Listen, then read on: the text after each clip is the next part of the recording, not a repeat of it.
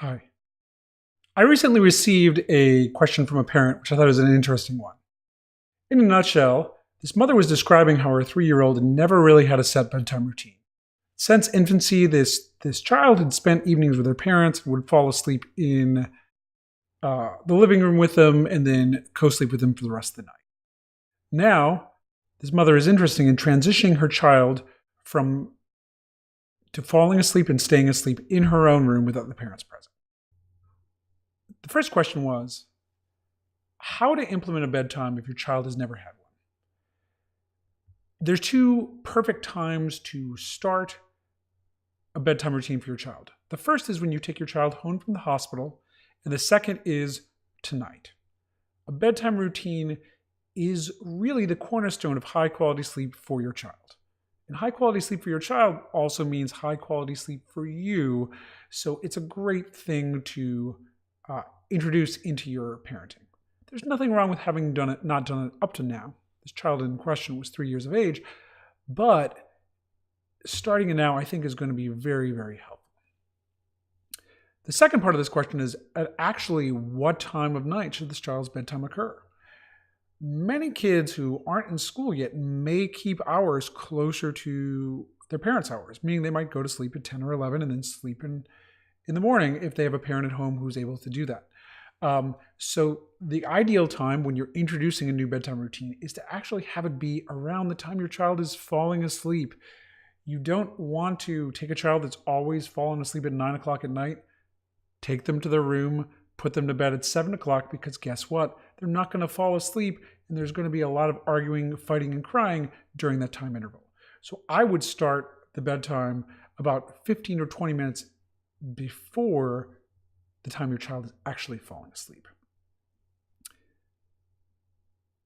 Another part of this question is, how do I transition my child to her room?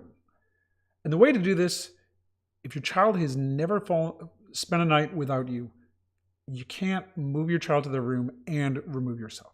You have to move in with your child, preferably to a different sleep surface, and spend a week or two sleeping in the room with them before you start to withdraw your presence.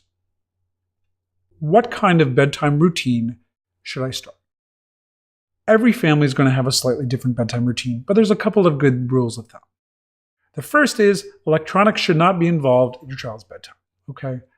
iPads, cell phones, YouTube, watching TV, Xboxes, whatever.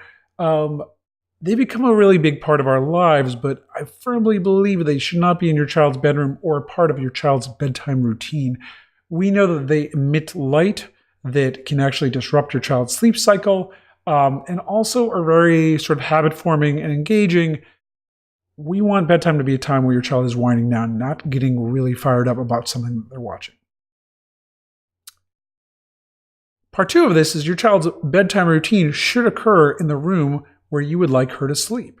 So if your child is going to have her own room or share a room with another child, the best place to do the bedtime routine is there.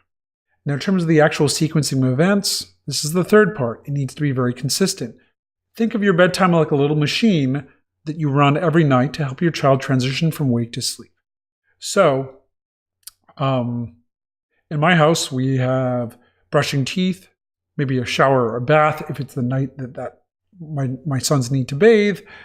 Then we read together, cuddle a little bit, lights out. I think reading is a great activity in the evenings, but again, as long as you're not using electronics, you could sing songs. You could do some quiet activities with an older child, like drawing or doing a jigsaw puzzle. It doesn't really matter, but you want to do the same thing every night. So I hope you found this helpful.